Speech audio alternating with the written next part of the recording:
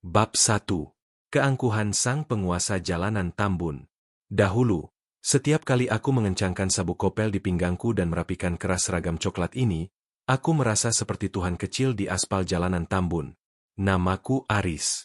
Orang-orang di sekitar pasar Tambun dan sepanjang jalur Pantura Bekasi mengenalku sebagai polisi yang tidak punya urusan dengan kata belas kasihan. Bagi kalian yang sering melintas di bawah teriknya matahari Bekasi, mungkin kalian pernah melihat sosokku. Sosok yang berdiri tegak di balik kacamata hitam, meniup peluit dengan nada yang mengancam, dan tangan yang selalu siap memberi isyarat untuk menepi. Tapi jujur, seragam ini bagiku bukan tentang pengabdian. Seragam ini adalah mesin uang. Setiap kali aku menghentikan truk logistik yang kelebihan muatan di dekat persimpangan Kompas Tambun, yang ada di kepalaku hanyalah angka. Aku tidak peduli mereka sudah berkendara puluhan jam, atau mereka sedang mengejar setoran untuk anak istri. Jika aku bilang berhenti, maka mereka harus membayar harga untuk kebebasan mereka. Aku menikmati rasa takut di mata para sopir itu. Aku menikmati saat mereka memohon sambil menyelipkan lembaran uang merah ke dalam lipatan surat kendaraan. Bagiku, itu adalah upeti yang pantas untuk penguasa wilayah sepertiku. Kalian mungkin bertanya, untuk apa uang-uang haram itu? Apakah untuk membangun rumah mewah? Tidak. Uang itu mengalir seperti air ke lubang hitam yang tak pernah penuh. Setiap kali shift jagaku berakhir, aku tidak langsung pulang ke rumah di perumahan Kompas yang gerah itu. Kakiku justru melangkah ke sebuah ruko remang-remang di belakang kawasan industri. Di sana, aromanya bukan lagi asap knalpot, tapi aroma asap rokok murah, kopi pahit, dan ketegangan yang memuncak. Di sana, aku bukan lagi Bribka Aris yang disegani, tapi Aris sang penjudi yang rakus. Mataku selalu merah menatap layar ponsel atau meja hijau. Aku kecanduan sensasi saat angka-angka itu berputar. Aku kecanduan kemenangan sesaat yang membuat jantungku berdegup kencang. Jika aku menang, aku akan mentraktir semua orang di warung remang-remang itu dengan sombongnya. Tapi jika aku kalah, dan aku lebih sering kalah, aku akan berubah menjadi iblis. Pernah suatu malam, aku pulang ke rumah dengan saku kosong setelah kalah telak bermain judi slot. Istriku, Sarah, menyambutku dengan wajah lelah karena seharian mengurus anak kami yang sedang demam. Dia hanya bertanya sederhana, apakah aku membawa uang untuk membeli obat tambahan dan susu? Pertanyaan sederhana itu justru memicu ledakan di dadaku.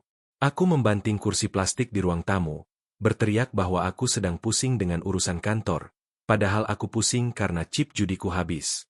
Aku melihat air mata mengalir di pipi Sarah, tapi hatiku sudah sekeras batu kali di pinggiran Kalimalang. Aku tidak peduli. Aku justru pergi lagi, mencari pinjaman ke teman-temanku sesama polisi dengan jaminan seragam yang aku pakai. Kehidupanku di jalanan Tambun semakin menjadi-jadi. Aku mulai berani memalak pedagang kecil di pasar. Aku merasa kebal hukum karena aku adalah hukum itu sendiri. Aku sering tertawa bersama teman-teman seperjudianku, meremehkan orang-orang jujur yang hidup susah. Aku merasa dunia ini adalah milikku dan Allah tidak sedang melihat apa yang aku lakukan. Aku lupa bahwa setiap air mata supir truk yang aku peras, dan setiap isak tangis istriku di rumah, adalah doa yang menembus langit. Keangkuhanku mencapai puncaknya saat aku mulai berani menggunakan uang kantor untuk berjudi. Aku merasa bisa menggantinya besok setelah aku menang besar. Aku merasa sangat licin sehingga tidak ada yang bisa menangkapku. Aku sering mengabaikan panggilan telepon dari ibuku di kampung yang hanya ingin menanyakan kabar. Bagiku, mereka semua hanya pengganggu kesenanganku. Aku butuh kemenangan besar. Aku butuh tumpukan uang agar semua orang menyembahku. Suasana Tambun yang panas dan berdebu seolah menjadi saksi bisu betapa busuknya hari-hariku saat itu. Aku sering berdiri di depan gerbang tol Tambun, memandangi kendaraan yang lewat dengan pandangan lapar. Setiap kendaraan adalah peluang untuk mendapatkan modal judi malam ini. Aku benar-benar sudah tersesat dalam seragam coklat ini. Aku tidak sadar bahwa di balik awan mendung yang sering menggantung di atas Bekasi, sebuah badai besar sedang bersiap menghantam hidupku. Sebuah badai yang akan merenggut harga diriku, pangkatku, dan fungsi kakiku. Malam itu, cuaca terasa sangat tidak enak. Angin berhembus kencang membawa debu dari proyek bangunan di pinggir jalan. Aku sedang duduk di sebuah warung kopi, menghitung uang hasil pungli hari itu. Ada sekitar 2 juta rupiah. Di dalam otakku, Uang ini harus menjadi 10 juta di meja judi nanti malam. Aku tersenyum licik, membayangkan tumpukan uang di depanku. Aku sama sekali tidak sadar bahwa beberapa mobil hitam tanpa sirine sedang bergerak mendekat ke arah tempat persembunyian judiku.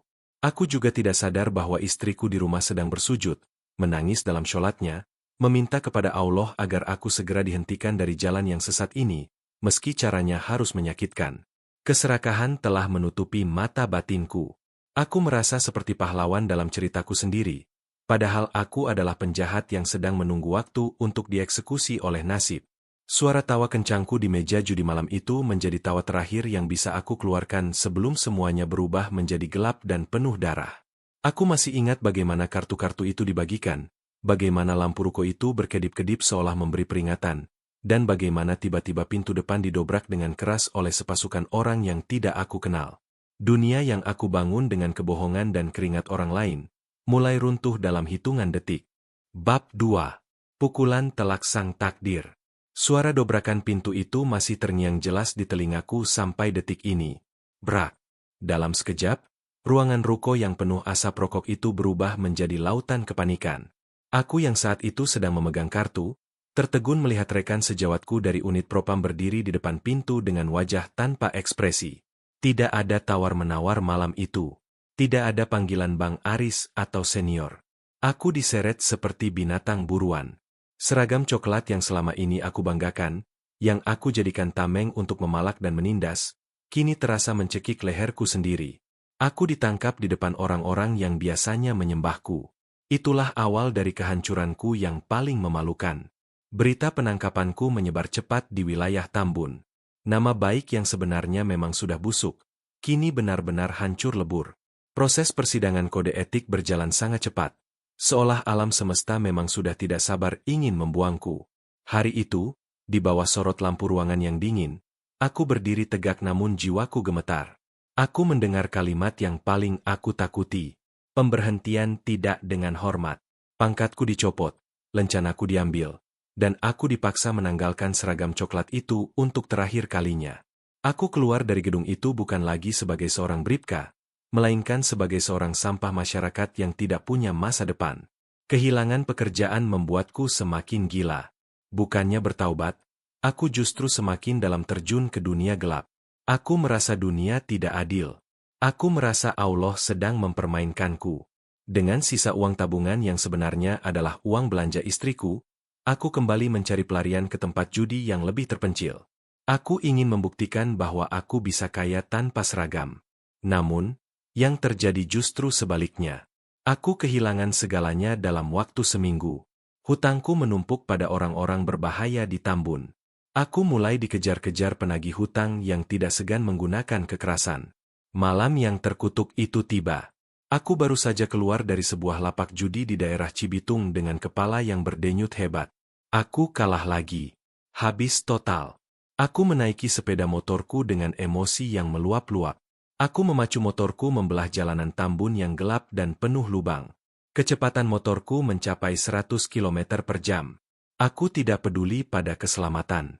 Di dalam kepalaku hanya ada rasa benci pada dunia. Aku menyalahkan Sarah yang terus-menerus menceramahiku. Aku menyalahkan kantorku yang memecatku. Aku menyalahkan semua orang kecuali diriku sendiri. Tiba di dekat jembatan penyeberangan yang minim penerangan, mataku tiba-tiba silau oleh lampu truk dari arah berlawanan. Aku mencoba menghindar, namun roda motorku menghantam lubang yang sangat dalam. Aku kehilangan kendali. Motorku melayang, dan tubuhku terhempas keras ke aspal panas jalanan Tambun. Suara benturan itu terdengar sangat mengerikan. Krek. Aku merasakan sakit yang belum pernah aku rasakan seumur hidupku. Kaki kananku terjepit di antara rangka motor dan pembatas jalan beton. Aku mencoba bergerak, tapi rasa sakit itu membuat pandanganku menggelap. Aku berteriak sekuat tenaga, namun suaraku hilang ditelan bisingnya kendaraan yang lewat. Aku tergeletak di aspal selama hampir 1 jam. Tidak ada orang yang berani menolong karena mereka mengira aku adalah begal yang kecelakaan. Darah mengalir deras, membasahi jalanan yang sering aku gunakan untuk memalak orang. Dalam kesendirian yang menyiksa itu, aku menatap langit Tambun yang mendung. Aku mulai merasa nyawaku akan dicabut. Aku teringat wajah ibuku, wajah anakku yang masih kecil, dan wajah Sarah. Aku merasa sangat kerdil. Kaki yang dulu sering aku gunakan untuk menendang barang dagangan orang yang tidak mau memberi uang, kini hancur tidak berbentuk. Saat ambulan akhirnya datang dan membawaku ke rumah sakit, aku sudah setengah sadar. Aku mendengar suara sirine yang memekakkan telinga. Aku dibawa masuk ke ruang ICU. Di sana, bau karbol dan suara mesin monitor jantung menjadi melodi kematian bagiku. Dokter bedah mengatakan bahwa luka di kakiku sangat parah. Tulang keringku hancur menjadi serpihan kecil karena hantaman beton.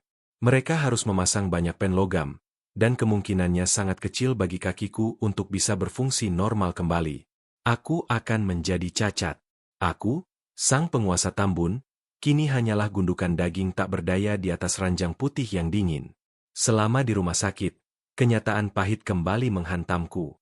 Teman-teman judiku, orang-orang yang dulu makan dari uang haramku, tidak ada satupun yang menampakkan batang hidungnya. Mereka menghilang seperti ditelan bumi saat tahu aku sudah tidak punya apa-apa lagi. Aku benar-benar sendirian dalam kesakitan ini. Setiap malam aku merintih, bukan hanya karena rasa sakit di kaki, tapi karena rasa sepi yang membunuh jiwaku. Aku melihat ke bawah, ke arah kaki kananku yang dibalut gips tebal dan dipenuhi besi-besi tajam yang menembus kulit. Aku menangis tanpa suara. Inikah akhir dari kesombonganku? Inikah cara Allah menghentikan langkah kakiku yang penuh dosa? Istriku, Sarah, datang setiap hari. Dia tidak memakiku. Dia tidak mengungkit kesalahanku. Dia justru terlihat jauh lebih kurus karena harus bekerja serabutan demi membayar biaya rumah sakitku yang membengkak. Dia menjual perhiasan mas kawinnya, satu-satunya harta yang tersisa, hanya agar suaminya yang brengsek ini bisa dioperasi. Melihat keikhlasannya, hatiku mulai retak. Aku merasa lebih hina dari kotoran. Bagaimana mungkin wanita yang sering aku sakiti ini masih mau membasuh mukaku dan menyuapiku makanan dengan penuh kesabaran? Setiap kali dia mencium tanganku setelah selesai sholat di samping ranjangku, aku merasa seperti disiram air keras. Rasanya sangat perih di dalam dada. Malam itu, di dalam ruang ICU yang sunyi, aku tidak bisa tidur. Aku menatap cairan infus yang menetes satu demi satu. Aku mulai membayangkan kembali semua wajah orang yang pernah aku zolimi di jalanan. Aku melihat wajah supir truk tua yang menangis karena uang makannya aku ambil. Aku melihat wajah pedagang pasar yang memohon agar tidak aku usir. Semua bayangan itu datang menghantuiku. Aku sadar, kecelakaan ini bukanlah musibah biasa. Ini adalah undangan dari Allah agar aku segera pulang sebelum terlambat. Namun, rasa malu dan rasa berdosa membuatku merasa tidak pantas untuk meminta ampunan. Aku merasa sudah terlalu jauh untuk kembali. Bab 3.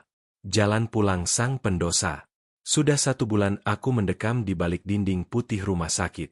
Bau obat-obatan kini menjadi sahabat karibku, menggantikan aroma aspal dan asap knalpot yang dulu aku cintai. Kaki kananku kini tidak lebih dari sekadar potongan daging yang kaku, penuh dengan besi yang menembus kulit hingga ke tulang. Setiap kali aku mencoba menggerakkan ujung jari kakiku, rasa nyeri seperti disayat sembilu menjalar hingga ke ubun-ubun. Namun, rasa sakit fisik itu tidak ada apa-apanya dibandingkan rasa sakit saat melihat Sarah, istriku, tertidur kelelahan di kursi kayu yang keras di samping ranjangku. Wajahnya terlihat jauh lebih tua dari usia aslinya. Lingkaran hitam di bawah matanya menjadi bukti betapa hancurnya hidup yang aku berikan padanya. Suatu malam, aku terbangun karena mendengar suara isak tangis yang sangat lirih. Aku membuka mata sedikit dan melihat Sarah sedang bersujud di atas sajadah lusuh yang ia gelar di sela-sela mesin medis ruang ICU.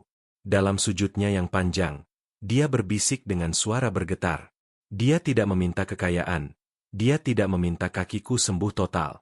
Dia hanya memohon kepada Allah, "Ya Allah, hamba ikhlas hidup susah, hamba ikhlas kehilangan segalanya. Asalkan engkau ampuni dosa suamiku dan jangan engkau ambil nyawanya sebelum dia kembali ke jalan MU." Mendengar doa itu, dadaku terasa sesak seperti dihantam godam besar. Air mataku mengalir deras membasahi bantal.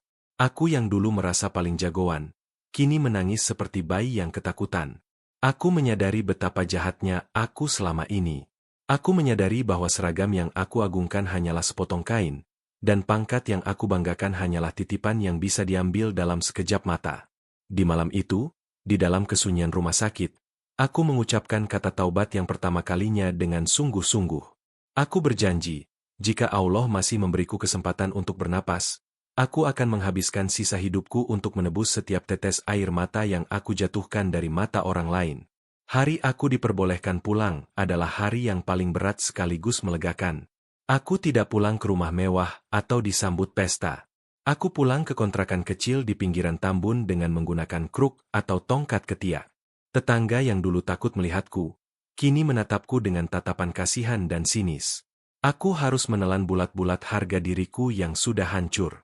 Aku mulai belajar berjalan kembali, selangkah demi selangkah dengan kaki yang pincang dan tubuh yang tidak lagi seimbang. Setiap langkah yang aku ambil dengan tongkat itu, aku jadikan zikir untuk menghapus dosa-dosa pemalakanku di masa lalu. Untuk menyambung hidup, aku tidak lagi menggunakan otot atau gertakan. Aku dan Sarah mulai berjualan nasi uduk kecil-kecilan di depan kontrakan kami. Awalnya sangat berat. Ada saatnya mantan rekan kerjaku lewat dengan motor dinasnya, menatapku rendah tanpa menyapa sedikitpun. Ada saatnya supir-supir truk yang dulu aku palak, melihatku berjualan dan mereka hanya tersenyum mengejek. Aku menerima semuanya. Aku menganggap ejekan mereka adalah pembersih bagi jiwaku yang kotor. Aku yang dulu biasa memegang uang jutaan hasil judi, kini merasa sangat bersyukur hanya dengan memegang keuntungan Rp10.000 dari hasil keringat yang halal. Suatu sore, ada seorang supir truk tua yang dulu pernah aku bentak dan aku ambil uang solarnya secara paksa. Dia berhenti di depan daganganku.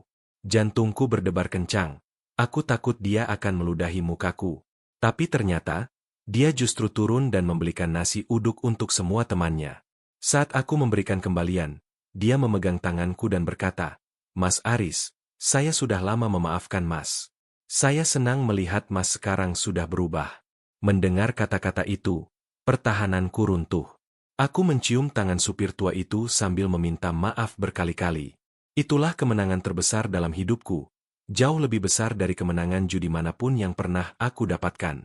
Kini, hidupku jauh lebih tenang meski jauh dari kata cukup. Aku aktif menjadi marbot di masjid dekat rumahku. Setiap pagi sebelum subuh, dengan kaki yang masih sering nyeri jika udara dingin menusuk, aku berjalan pincang menuju masjid untuk menyapu dan menyiapkan sajadah bagi orang-orang yang ingin menghadap Allah. Aku tidak lagi mengejar harta dunia yang menipu. Aku hanya ingin setiap langkah kakiku yang cacat ini menjadi saksi di akhirat nanti bahwa aku telah berhenti melangkah menuju kemaksiatan. Aku kehilangan pangkat, aku kehilangan fungsi kakiku, tapi aku mendapatkan kembali hatiku dan keluargaku.